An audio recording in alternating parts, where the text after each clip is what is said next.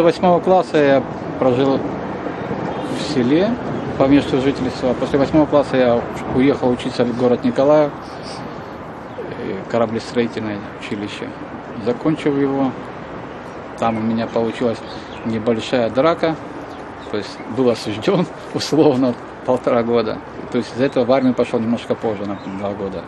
20 лет, в 1090 году пошел в ряды советской армии, в 92-м вернулся, в 92-м буквально через месяцев, полгода, может быть, опять с ребятами по молодости натворил дело. Короче, был осужден. Дважды.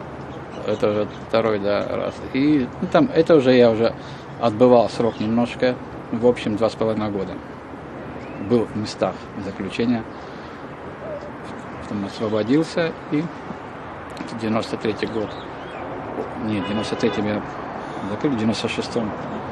Потом, время такое было немножко неспокойное, и это я уже конкретно там где-то подрабатывал, где-то там охранником в баре был, где-то, время такое. Потом столкнулся немножко, работал вначале техником телерадиокомпании, меня пригласили работать там Игорь Анатольевич Кулик, главный редактор. Немножко был техником, потом уже как должность присвоили, дали как консультанта, нештатным, Крымская региональная телерадиокомпания «Пульс». Знаете, питаюсь я говорю, я собаку кормлю выбором мясом, да, и это не проблема. Вам помогают или как? Не так, что конкретно кто-то приносит. Я, знаете, это говорю, чтобы отвечать на вопрос, надо реально быть поближе к Богу, верить, да. Допустим, для меня, я живу в том мире, там, где Бог единый и все люди единые. И только верующие, это должны, истинно верующие, это знают, что мы братья и сестры, все люди на земле. Просто они верующие, а те, которые этого не знают.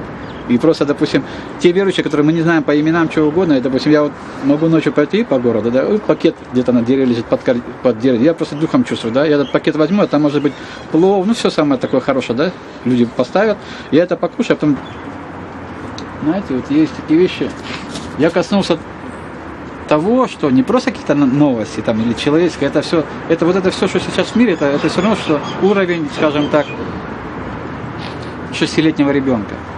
А я, скажем, в 10 классе. И будет 10-класснику интересно, что там в 6 классе, что 6-летний ребенок там. Вот сейчас мир в этом уровне, духовном. А я коснулся тех вещей, которые, знаете, мысль у человека, вот, даже, скажи, вот, Вася, да? Я коснулся таких людей,